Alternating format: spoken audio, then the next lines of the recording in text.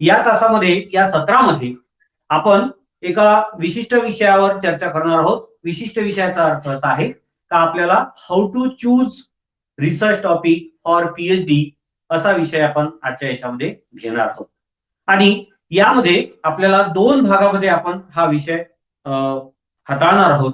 विशेषतः आजच्या पहिल्या भागामध्ये रिसर्च म्हणजे नेमकं काय आणि रिसर्चसाठी जे आपल्याला टॉपिक शोधायचे आहेत त्याचे स्रोत कोणते, resources of the research topic असा आपल्याला आजच्या तासामध्ये विचार करावायचा आहे।